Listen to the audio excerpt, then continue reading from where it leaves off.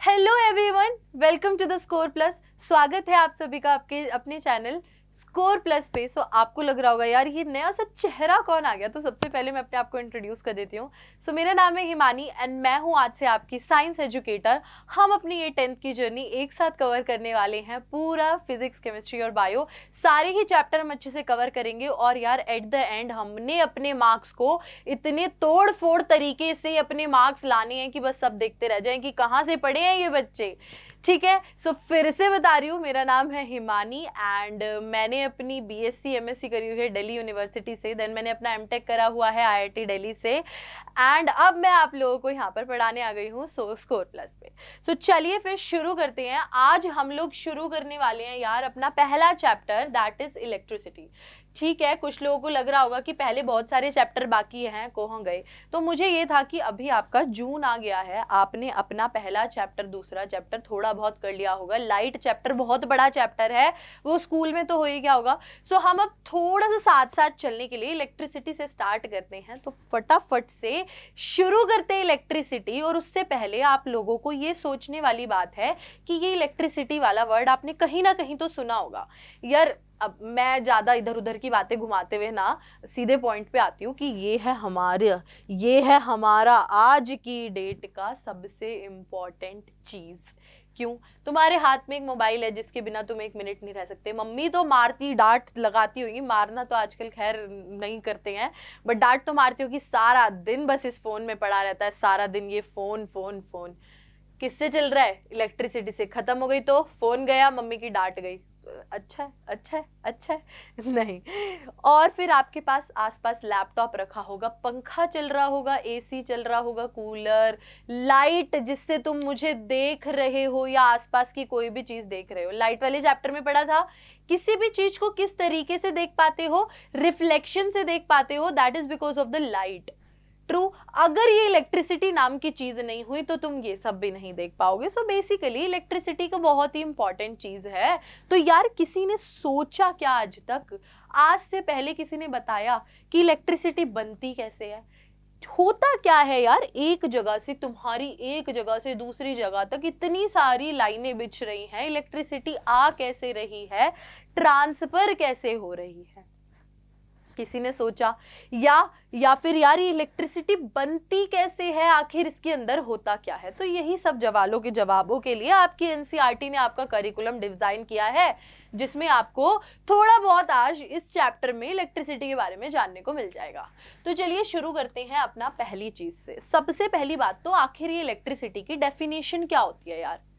क्या है electricity? Electricity यार दो शब्द से बनके बना होता है, इलेक प्लस सिटी। अभी इलेक और ये सिटी ये क्या चीजें हैं? ये है अपना इलेक वर्ड। अब किसी को दिख नहीं रहा होगा इस पेन से, तो let me change the pen, this is the pen. इलेक और ट्रिसिटी। इलेक का मतलब ही होता है इलेक। ये इलेक जो वर्ड है, इलेक जो वर्ड है इसका मतलब होता है, अरे हाँ, चार्जेस। एंड इस पूरी इलेक्ट्रिसिटी का मतलब होता है study of charges. Study of charges, या फिर मैं कह दूं the branch of the physics that deals with the study of charges is called the electricity. अब यार अपनी इलेक्ट्रिसिटी के दो पार्ट होते हैं, पहला होता है स्टैटिक इलेक्ट्रिसिटी नाम की चीज और दूसरा होता है ये करंट इलेक्ट्रिसिटी नाम की चीज। अब ये स्टैटिक का मतलब क्या होता है? स्टैटिक वर्ड का लिटरल मीनिंग होता है रेस्ट, और यहां पर भी ये रेस्ट की तरह ही यूज होगा। अगर आपके पास दो वर्ड होते हैं, स्टैटिक और डायनेमिक यूजुअली होते हैं, हमारे पास स्टैटिक और करंट है, उन दोनों का मतलब भी वही है। स्टैटिक मतलब होता है रेस्ट, करंट मतलब होता है मोशन, या डायनेमिक मतलब भी होता है मोशन। तो आपने पढ़ा स्टडी ऑफ चार्जेस होता है इलेक्ट्रिसिटी का मतलब, स्टैटिक का मतलब होता है रेस्ट, तो static electricity. Study of charges at rest is called the static electricity. पहली बात। अब आपको ये बिल्ली दिख रही है, देखो देखो ये क्या अपने ऊपर चिपका के जा रही है, फनी सा लग रहा है, लग रहा है। क्यों लग रहा है यार? ये पहले, इससे पहले हम एक बहुत कॉमन सा एग्जांपल देखते हैं जो आपको सारे के सारे टीचर्स बताते हैं। दैट इज यार, अगर आप ये प्लास्टिक की कॉम्ब ले लो या प्लास्टिक का स्केल ले लो और अपने बालों में रब कर दो। रब करने के बाद ऐसे छोटे छोटे आप अपने कागज के पीसेस के पास अगर उसको लाओगे पेपर पीसेस के बाद, तो ये इसको अट्रैक्ट कर लेगा। रीजन क्या है? रीजन होता है यार, ये जो प्लास्टिक के पेपर को या प्लास्टिक के कॉम्ब या फिर स्केल को जब तुम अपने बालों में रब करते हो ना, एक इसमें चार्ज डेवलप हो जाता है। क्या डेवलप हो जाता है? चार्ज डेवलप हो जाता है। ये चार्ज क्या करता है, इसके कॉर्नर्स पे इकट्ठा हो जाता है। जैसे मैंने रब किया तो मैं मान रही हूँ कि इसके कॉर्नर्स पे ये नेगेटिव चार्ज डेवलप हो गया। ये हमारे जो कागज के पीसेस हैं इसके पास भी एक चार्ज डेवलप हो जाता है और वो चार्ज होता है opposite charge, that is positive. जब ये नेगेटिवली चार्ज कॉम हमारे कागज के पीसेस के पास आती है तो अपोजिट चार्जेस अट्रैक्ट होते हैं, जिसकी वजह से ये पेपर उसकी तरफ अट्रैक्ट हो जाते हैं। लेकिन आपके पास ये जो कॉम्ब है, ये स्केल है, ये प्लास्टिक का होगा तभी करेगा। क्यों? क्योंकि ये प्लास्टिक की चीज क्या है? इंसुलेटर। इंसुलेटर्स में ही क्यों होती है ये चीज? क्योंकि यार इंसुलेटर की प्रॉपर्टी होती है that they do not conduct electricity. अगर यही आप स्टील का स्केल लाके करोगे तो ये चीज कभी नहीं होगी। क्यों? क्योंकि स्टील आपके पास एक कंडक्टर है, जबकि ये फिनोमिना इंसुलेटर में होता है। क्यों? क्योंकि इंसुलेटर कंडक्ट नहीं करते, वो चार्ज को एक्यूमुलेट करते हैं। क्या करते हैं? चार्ज को एक्यूमुलेशन करते हैं, एक्यूमुलेशन ऑफ चार्ज।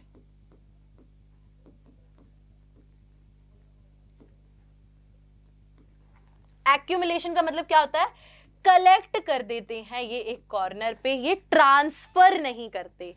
यहीं इसकी जगह कंडक्टर होता, स्टील का स्केल होता तो फटाफट यहां पर इकट्ठा करने की बजाय कंडक्ट कर देता और ये अट्रैक्ट कर ही नहीं पाता।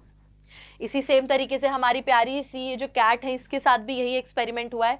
यूजुअली ये वाला एक्सपेरिमेंट हमारा सर्दियों के दिनों में होता है, जब आप अपने कंबलों में बैठते हो तो आपकी बॉडी चार्ज हो जाती है, जिसकी वजह से जैसे ही आप किसी भी चीज को टच करते हो तो वो चार्ज आपकी बॉडी से ट्रांसफर होता है, जिसकी वजह से आपको करंट लगता है। ये वो फिनोमिना है जैसे आप कभी कभी फील होता है ना, ओह करंट लग गया, भाई भाई तू तो करंट मार रहा है, ये वो वाला फिनोमिना है। बिल्ली के साथ क्या हुआ है? बिल्ली बेचारी बैठी थी अपने बिस्तर पे, चार्ज होकर आई, छोटे छोटे थर्माकोल के पीसेस के पास से जैसे ही गुजरी वो सारे चार्ज से अट्रैक्ट हो गए, क्योंकि दोनों के पास अपोजिट चार्ज डेवलप हो गया था और उन दोनों ने एक दूसरे को अट्रैक्ट कर लिया था। तो ये थी हमारी स्टैटिक इलेक्ट्रिसिटी की बात। और यही सेम बात अगर हम अपनी करंट इलेक्ट्रिसिटी के साथ करें तो दैट इज यार हमारे पास चार्जेस इन मोशन की स्टडी होती है। ये charges in motion, study of charges in motion. Clear? ठीक, ये वाला जो पार्ट है दैट इज स्टैटिक इलेक्ट्रिसिटी का पार्ट, ये अपन लोग पढ़ेंगे 12th क्लास में। 12th स्टैंडर्ड में आप लोग इसके बारे में डिटेल में पढ़ोगे कि आखिर इलेक्ट्रोस्टैटिक्स है क्या। दूसरी बात ये आज हम पढ़ने वाले हैं अपनी 10th क्लास के चैप्टर में कि ये देखो वायर को जब तुम बैटरी से कनेक्ट कर देते हो तो इसके अंदर मोशन में किस तरीके से चार्जेस होते हैं। चार्जेस क्या होते हैं? चार्जेस कितने तरीके के होते हैं? देखते हैं, पढ़ते हैं, रिवाइज करते हैं, क्योंकि ये सब तो पढ़ा ही हुआ है। तो ये सारा था आपका छोटा सा ब्रीफ सा इंट्रोडक्शन। नेक्स्ट चीज क्या है आपके पास कि यार आपके जो इलेक्ट्रिक चार्जेस होते हैं वो दो टाइप के होते हैं, दैट इज पॉजिटिव चार्ज और नेगेटिव चार्ज। पॉजिटिव चार्ज का एग्जांपल प्रोटॉन, नेगेटिव चार्ज का एग्जांपल इलेक्ट्रॉन। ठीक, यही होते हैं चार्जेस। दो तरीके के होते हैं, like charges attract each other, unlike charges like charges repel each other, unlike charges attract each other। SI unit होती है हमारे पास COULOMB, कूलोम, जिसको हम कैपिटल C से डिनोट करते हैं। उसके बाद हम चार्ज को स्मॉल q या कैपिटल Q किसी भी तरीके से रिप्रेजेंट कर सकते हैं, ये इसका सिंबल है। लास्ट चीज जो स्लाइड में देखने वाली है दैट इज कि एक प्रोटॉन के ऊपर कितना चार्ज होता है उसकी वैल्यू होती है E। एक प्रोटॉन के ऊपर जितना चार्ज होता है उसकी वैल्यू कितनी होती है? E। उसकी वैल्यू होती है 1.602 into 10⁻⁻19 कूलम। इलेक्ट्रॉन के ऊपर भी बिल्कुल सेम ही तरीके की वैल्यू होती है, दैट इज -1.602 into 10⁻⁻19 कूलम। तो याद करने वाली बात इस पूरी स्लाइड से सिर्फ इतनी सी है कि E की वैल्यू होती है 1.6 into 10⁻⁻19 कूलम। लर्न करनी है ये चीज क्योंकि ये बहुत इंपॉर्टेंट है और बात तक काम आएगी, हमेशा काम आएगी ये वैल्यू। नेक्स्ट चीज क्या है आपके पास कि प्रॉपर्टीज ऑफ चार्जेस क्या है। यार पहली प्रॉपर्टी आपको इस कॉर्नर पे दिख रही है, that is charges are additive in nature. Charges are additive in nature का मतलब क्या है? ये मेरा घर है, मैं अपने घर से बाजार से खरीद के लाई 3 चार्ज। पहले चार्ज की वैल्यू 2Q, दूसरे चार्ज की वैल्यू -3Q, तीसरे चार्ज की वैल्यू Q। कुछ इस तरीके से मैं चार्जेस खरीद के लाई और मैंने अपने घर में लाके रख दिए। अब ये मत पूछना कमेंट सेक्शन में मैम कितने रुपए किलो चार्ज मिले या फिर क्या भाव था, क्या मोल था। यार ये बस मैं ले आई, अब ये याद रखो मैंने अपने घर लाके रख दिया। ऐसा कुछ नहीं है कि बाजार में चार्ज मिलते हैं और तुम खरीद के ला सकते हो। ये मैं तुम्हें बस एक एग्जांपल दे रही हूँ। अब मैं चाह रही हूँ कि मुझे अपना total charge of the house चाहिए। क्या चाहिए मुझे? मुझे चाहिए total charge of my house, या फिर मैं अपने हाउस को एक सिस्टम बोल देती हूँ, ऑफ द सिस्टम। तो मुझे सिर्फ सिंपली इसको ऐड करना है और कुछ नहीं करना। ऐड कैसे करेंगे? 2Q minus 3Q plus Q। इसका मतलब क्या है?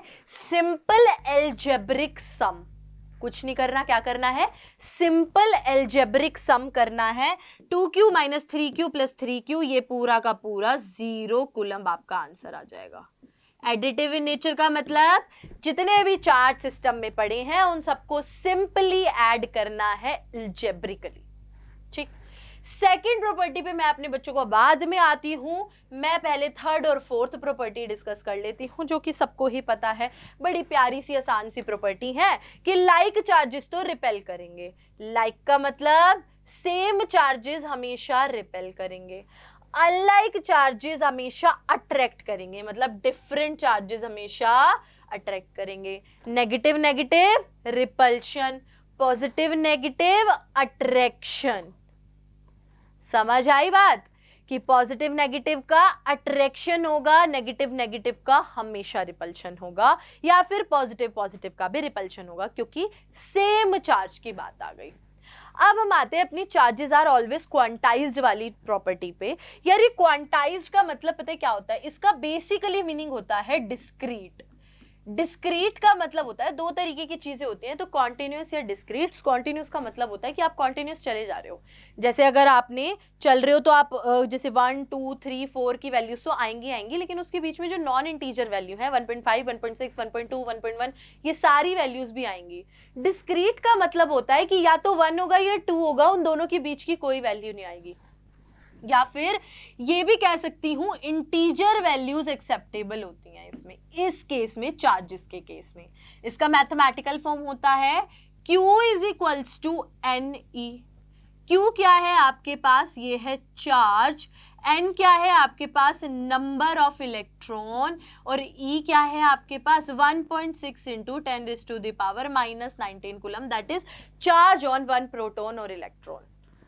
अब आप देखोगे यार, इसमें आपके पास एक सोचने वाली बात है कि ये जो चार्ज मतलब क्या है इस प्रॉपर्टी का, कि अगर आपने बाजार से चार्ज खरीदना है, पहली बात तो खरीद नहीं सकते, लेकिन अगर आपको कहीं पे भी चार्ज पड़ा हुआ मिल जाता है, जैसे कई बच्चे जाते हैं रास्ते में, किसी को 500 का नोट मिल जाता है, किसी को 100 का नोट मिल जाता है, तो अगर किसी को चार्ज पड़ा हुआ मिला तो that will be the integer multiple of E। मान लो तुम्हें कोई भी चार्ज मिला, वो हमेशा E का इंटीजर मल्टीपल होगा, इंटीजर मल्टीपल ऑफ E। अब इसका मतलब पूछोगे क्या है? इंटीजर मल्टीपल ऑफ E का मतलब है या तो वैल्यू होगी 1E, या तो वैल्यू होगी 2E, या वैल्यू होगी 3E या 4E। अगर कोई ऐसी वैल्यू आ जाती है 1.5E, 2.1E, 3.4E, ये कोई भी वैल्यू आपको कभी भी नहीं मिलेगी। आप सोचो कि मैं तो 1.5 E चार्ज लेके आया, नॉट पॉसिबल। मतलब ही यही है चार्जेस आर ऑलवेज क्वांटाइज्ड का। अगर आपको कहीं चार्ज पड़ा हुआ मिल जाए, या तो मिलेगा 1E, 2E, 3E, 4E। E की वैल्यू क्या है? 1.6 इंटू 10⁻⁻19 कूलम के इंटीजर मल्टीपल में मिलेगा, और कोई सी भी वैल्यू नहीं मिलेगी, चाहे हो वो 2.1, 2.2, 2.3, ये सब एग्जिस्ट नहीं करती। रिपीटिशन, पहली प्रॉपर्टी क्या थी? 1 मिनट रिवीजन से भी कम वाला रिवीजन करेंगे हम लोग। वंस 10 सेकंड रिवीजन का वो लगाते हैं अपने साथ एक प्रथा की, फटाफट से स्लाइड की बात करेंगे। Additive in nature, simple algebraic sum, like charges repel, unlike charges attract. और क्वांटाइज्ड कैसे होते हैं charge? Q is equals to n e की फॉर्म में होते हैं। हमेशा चार्ज या तो 1 ही मिलेगा, 2 ही मिलेगा, 3 ही मिलेगा, कभी भी ऐसे चार्ज नहीं मिलेगा 0.5, 1.5, 2.5, ऐसा बीच की नॉन इंटीजर वैल्यू एग्जिस्ट नहीं करेगी। नेक्स्ट चीज, नेक्स्ट है आपके पास ये क्वेश्चन, जरा देखो ये क्वेश्चन क्या कहता है। अच्छा, ये क्वेश्चन एक इंपॉर्टेंट कॉन्सेप्ट है जो मैं आपके लिए क्वेश्चन के तरीके से लाई हूं, लेकिन आप लोगों को इस क्वेश्चन को अच्छे से याद करना है। याद नहीं मतलब पता होना चाहिए कि मैम ने क्या बताया था इस क्वेश्चन में। रटना तो तुमने कुछ भी नहीं है, फिजिक्स में मेरे साथ रटने की बात मत करना, बायो में मिलेंगे तो बताएंगे कि क्या करना है, लेकिन अभी फिजिक्स में मुझसे रटने वाली बात कोई नहीं करेगा, ठीक। Calculate the number of electron constituting 1 coulomb of charge। ठीक है, क्या है आपके पास, ये बोल क्या रहा है, एक कुलम्ब चार्ज में नंबर ऑफ इलेक्ट्रॉन बताने हैं आपने। Calculate the number of electron in 1 coulomb of charge. अच्छा, फ्यूचर के लिए भी बता रही हूं मैं, बहुत सारे क्वेश्चंस भी कराऊंगी। अगर आपके पास कहीं ये वाली चीज आ जाती है ना, number of electrons, number of electrons, ये आपने याद करना है कि इसी प्रॉपर्टी से आंसर निकलेगा, Q is equals to n, क्योंकि नंबर ऑफ इलेक्ट्रॉन आपका किसी और फॉर्मूला में नहीं आता है 1 कुलम्ब ऑफ चार्ज में। अच्छा, आपको चार्ज की वैल्यू दी हुई है गिवन, मेरे को हमेशा सबकी कॉपी में नजर आना चाहिए गिवन लिखा हुआ Q is equals to 1 coulomb. E की वैल्यू हमें पता होती है 1.6 इंटू 10⁻⁻19 कुलम्ब।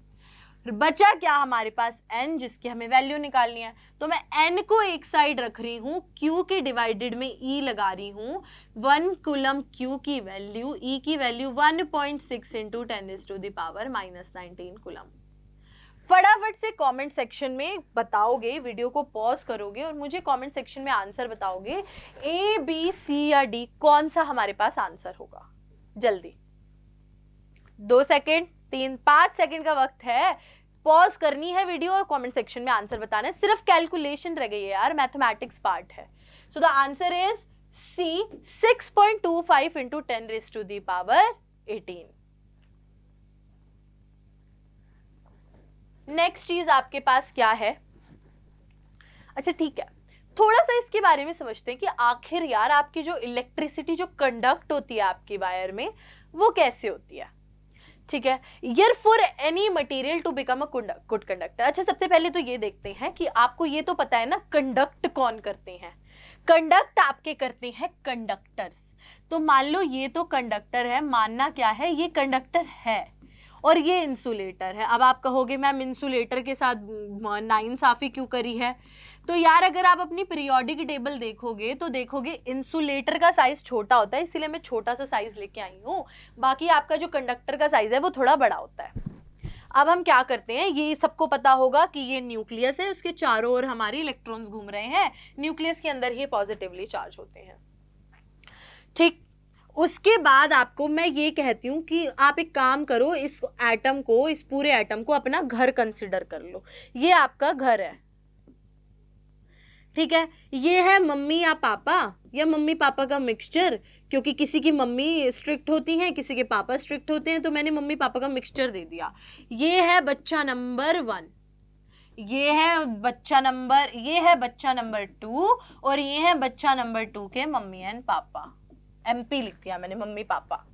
ठीक है यार, अब देखो पहला वाला देखोगे, मम्मी पापा ये रे, बच्चा ये रहा, सीधा मम्मी पापा की आंखों के सामने बैठ के है, सामने बैठ के करेगा जो करेगा। अब बच्चा कहेगा मम्मी मैं मूवी देखने जाता हूँ। बच्चा नंबर 1 ध्यान से सुनो क्या कह रहा है।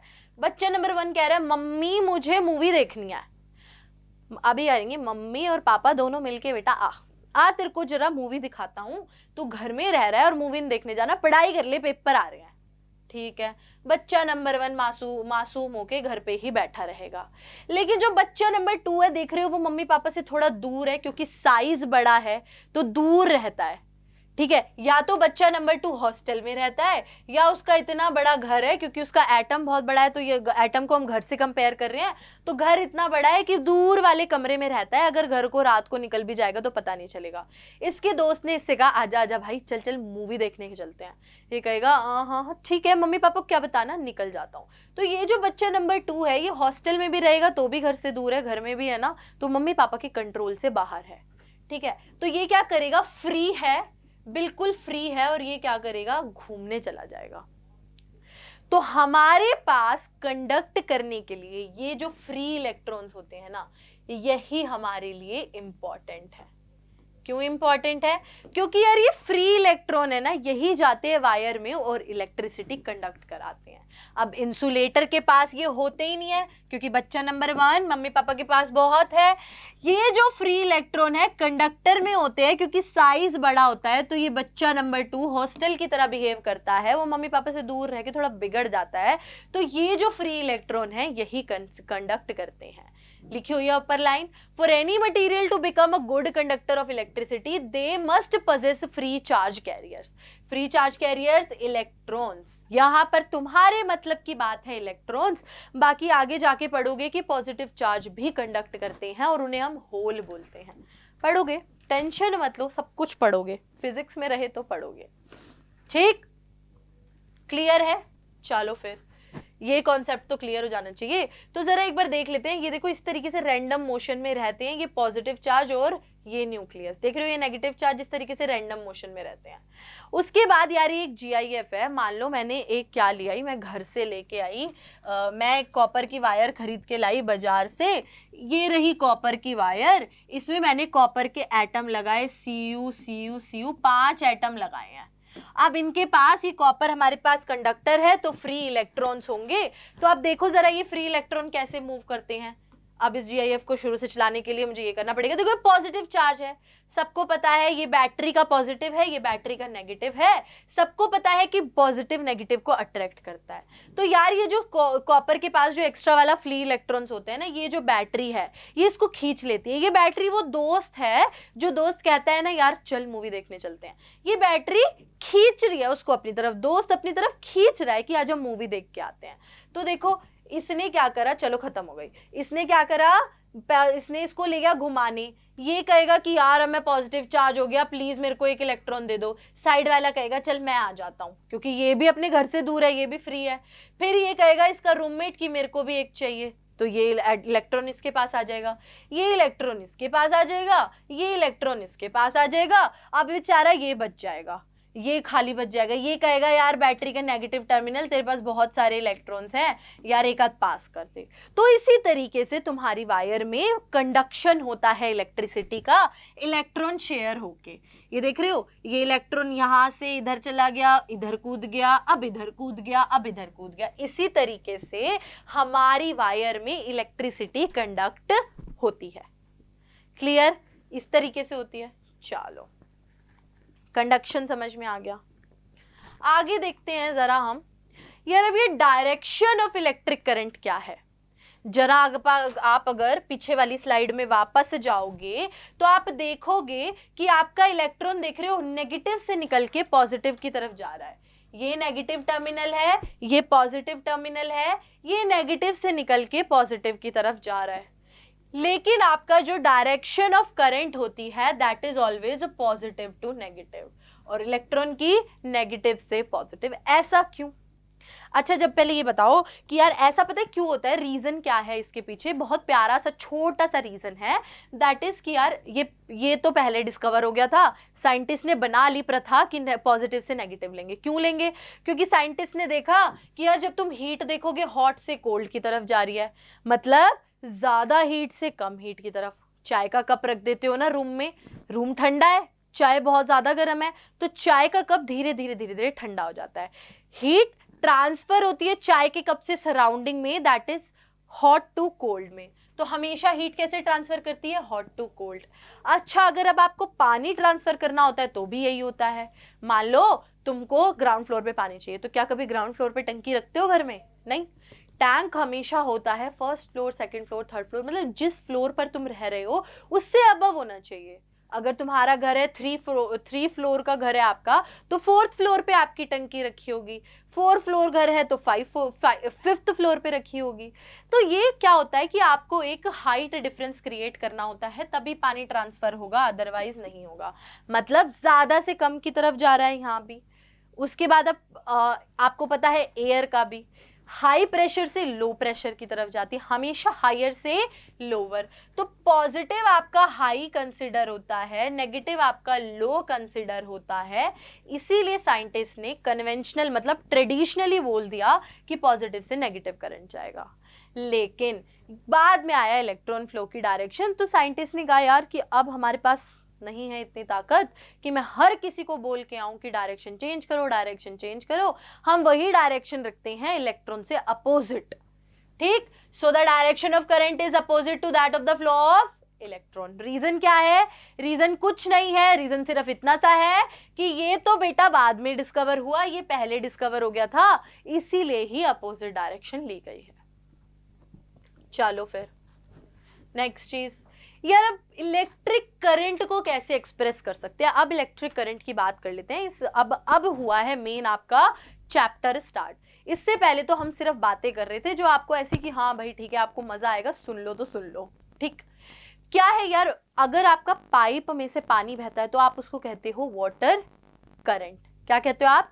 Water current. इसी तरीके से अगर आपकी वायर में से इलेक्ट्रॉन फ्लो करेंगे तो उसे हम कहते हैं इलेक्ट्रिक करंट। इलेक्ट्रिक करंट क्या है? The flow of electrons, the flow of charges, flow of charges क्या होता है? Electric current. अच्छा, फ्लो ऑफ चार्जेस भी एक छोटी सी, इसमें छोटी सी चीज मिसिंग है डेफिनेशन में, दैट इज पूरी डेफिनेशन होती है rate of flow of electric charges. अब ये रेट क्या होता है? सुना होगा, rate of velocity, rate of distance, rate of speed. Rate of velocity क्या होता है? रेट ऑफ वेलोसिटी होता है एक्सेलरेशन। इसी तरीके से रेट ऑफ वेलोसिटी एक्सेलरेशन कैसे होता है? v by t. तो इधर भी रेट का मतलब क्या है? टाइम। क्या करना है? Electric charge divided by time. क्या होता है ये? क्या होता है? इसी को हम बोलते हैं करंट। अब आपके पास ये एक स्केलर क्वांटिटी होती है। स्केलर क्या होता है? दो तरीके की क्वांटिटीज होती हैं, एक होती है वेक्टर क्वांटिटी, एक होती है स्केलर क्वांटिटी। वेक्टर को डिफाइन करने के लिए आपको मैग्नीट्यूड प्लस डायरेक्शन बतानी होती है, यानी कि स्केलर के लिए आपको सिर्फ मैग्नीट्यूड बताना होता है। स्केलर क्वांटिटी का एग्जांपल, स्पीड याद करो, सिर्फ पता है ना होना चाहिए 25 मीटर पर सेकंड, लेकिन वेलोसिटी के लिए 25 मीटर पर सेकंड के साथ साथ डायरेक्शन भी पता होनी चाहिए। नॉर्थ जा रहा है, घर से कहां जा रहा है, घर से किधर जा रहा है, साउथ जा रहा है, डायरेक्शन स्पेसिफाई करनी जरूरी है। सो करंट को डिफाइन करने के लिए आपको डायरेक्शन की जरूरत नहीं है। It is a scalar quantity, it needs only magnitude to explain itself. Magnitude की सिर्फ जरूरत होगी, it is a scalar quantity. ठीक, अब इसका जरा मैथमेटिकल फॉर्म अच्छे से देख लें। सो करंट को हम डिनोट करते हैं इस तरीके से, I is equals to Q by T. I हमारा क्या है? आई हमारे पास है इलेक्ट्रिक करंट का सिंबल। Q हमारे पास चार्ज होता है, T हमारे पास टाइम होता है। उसके बाद I क्या है? Current, charge, time. यहां पर लिख रहा है for which the charge is flowing या करंट इज फ्लोइंग।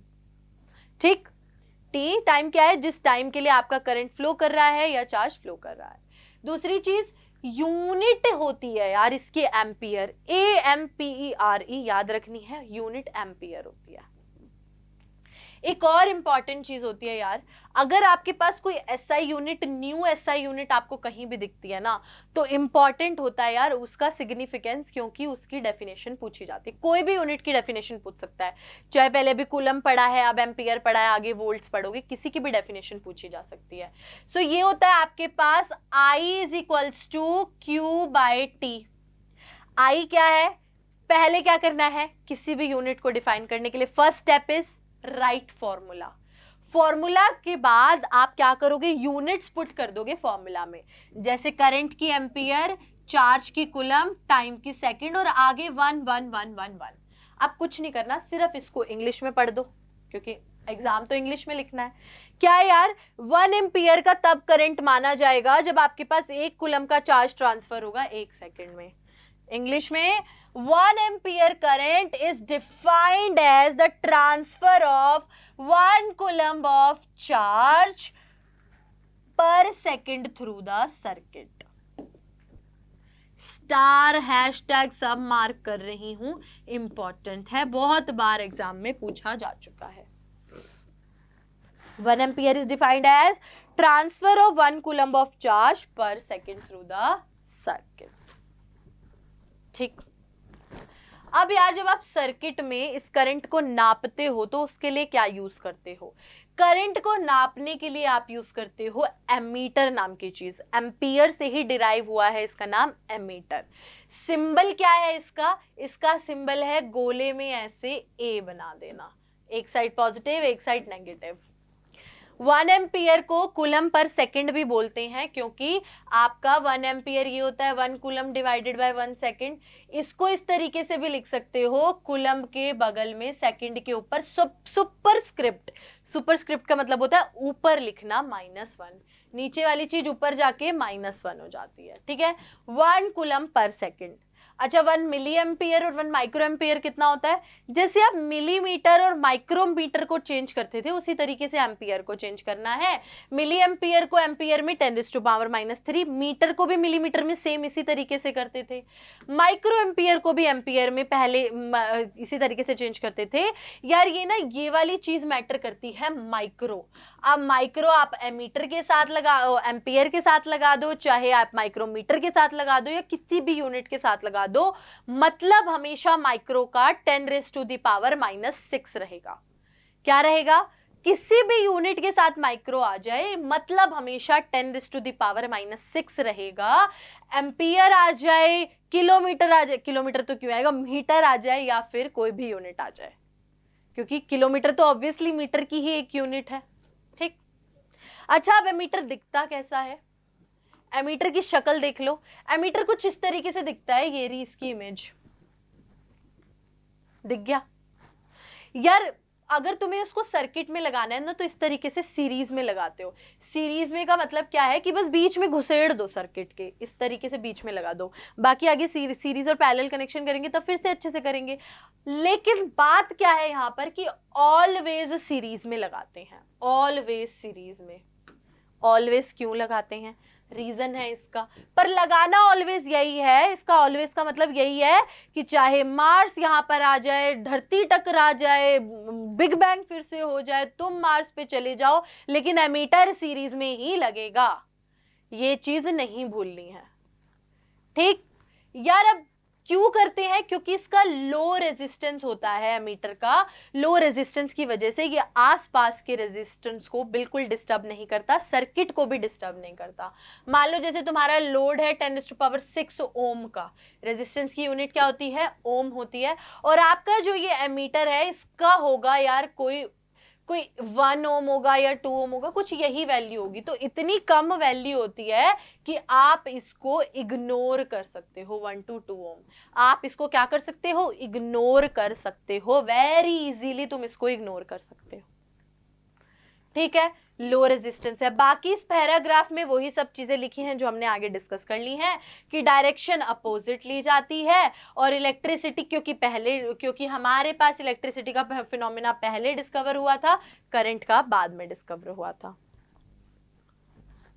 ठीक, रीजन सब कुछ लिख गया, नोट्स मिल जाएंगे। नोट्स मिलने के लिए भी बताएंगे क्या करना है। उसके बाद एमीटर के साथ साथ एक और चीज होती है, दैट इज गैल्वेनोमीटर।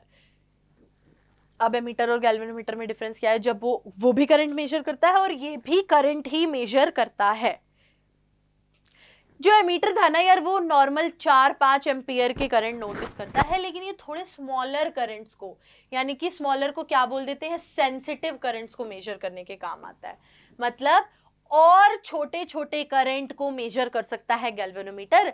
एमीटर थोड़े बड़े करंट्स को मेजर कर सकता है, लेकिन गैल्वेनोमीटर सेंसिटिव करंट्स को भी मेजर कर सकता है। मतलब कि अगर कोई सर्किट में थोड़ा सा भी करंट आ गया तो गैल्वेनोमीटर बता देगा कि करंट आया है। लेकिन एक और सेंस में डिफरेंस होता है एमीटर और गैल्वेनोमीटर में, that is the direction of current. Galvanometer आपको बताता है डायरेक्शन ऑफ करंट। कैसे? अगर आप एमीटर की पहले वाली फोटो देखोगे तो जरा देख लो, इसमें जो ये बीच की सुई देख रहे हो, 0 एकदम लेफ्ट पे है, इधर 10 20 30 40 है, मतलब करंट कहीं भी आएगी यहीं डिफ्लेक्शन शो करेगा। अगर आपके पास गैल्वेनोमीटर की फोटो हो, नहीं हो, अगर लैब में नहीं हो तो फोटो देख लो, 0 बीच में होता है, एक साइड 10 20 30, एक साइड 10 20 30। अब अगर आपको गैल्वेनोमीटर सर्किट में लगाना है, मान लो मैंने बैटरी लगा दी, ये मैंने गैल्वेनोमीटर लगा दिया, ये मेरा सिंबल हो गया रेजिस्टेंस का, ये हो गया सर्किट। अच्छा, ये जो मैंने गोले में जी बनाया है, पहले गोले में ए बनाया था वो एमीटर था, ये गोले में जी है तो गैल्वेनोमीटर है। अब करंट कैसे दौड़ेगा? ये है पॉजिटिव, ये है नेगेटिव, तो करंट ऐसे आएगा। तो गैल्वेनोमीटर की जो सुई है ना वो इधर जाएगी, किधर? इधर इंडिकेट करेगी, किस साइड? इस साइड इंडिकेट कर देगी। गैल्वेनोमीटर की सुई इस साइड इंडिकेट कर देगी। उसी तरीके से अगर मेरे हाथ में है, यार मेरा डिजिटल बोर्ड है, अब मैं इस बैटरी की डायरेक्शन रिवर्स कर देती हूँ। कैसे कर दूंगी? मैं पॉजिटिव की जगह नेगेटिव लगा दूंगी और नेगेटिव की जगह पॉजिटिव लगा दूंगी, तो अब मेरे करंट की भी डायरेक्शन चेंज हो जाएगी। जितने भी एरो मैंने लगाए थे, अरे अरे ध्यान से, मिट गया। अब जितने भी एरो मैंने लगाए थे, इसको भी थोड़ी ढंग से बना देते हैं, वो सारे के सारे एरो की डायरेक्शन चेंज हो जाएगी, क्योंकि ये पॉजिटिव हो गया, ये नेगेटिव हो गया। अब डायरेक्शन होगी ऐसे, क्योंकि पॉजिटिव से नेगेटिव जाएगा, अब डायरेक्शन होगी ऐसे। तो गैल्वेनोमीटर की सुई पहले इधर गई थी तो अब इधर जाएगी, पहले इधर गई थी तो अब इधर जाएगी। व्हाइट पेन दिख नहीं रहा होगा। यही डिफरेंस होता है कि गैल्वेनोमीटर को आप जब सर्किट में लगाओगे तो आपको पता चल जाएगा, जिस भी तरफ से डिफ्लेक्शन आएगी आपको डायरेक्शन ऑफ करंट मिल जाएगी। ठीक, अब हो चुका है आपका आज की क्लास का टॉपिक खत्म। नेक्स्ट क्लास में हम लोग पोटेंशियल डिफरेंस, ओम्स लॉ और रेजिस्टेंस के बारे में पढ़ने ही वाले हैं, क्योंकि ओम्स लॉ की नेक्स्ट क्लास है। और अगर आपको आज की क्लास अच्छी लगी हो तो लाइक शेयर कमेंट सब्सक्राइब ये तो आपने करना ही करना है, क्योंकि ये बनता है, भाई बनता है। और आपको अगर ये नोट्स चाहिए आज की क्लास के, कोई भी पीडीएफ, कोई भी पीपीटी, कुछ भी आपको ज़रूरत है, तो आप हमारी स्कोर प्लस की ऐप डाउनलोड कर उससे हमारे आज की क्लास के नोट्स डाउनलोड कर सकते हैं।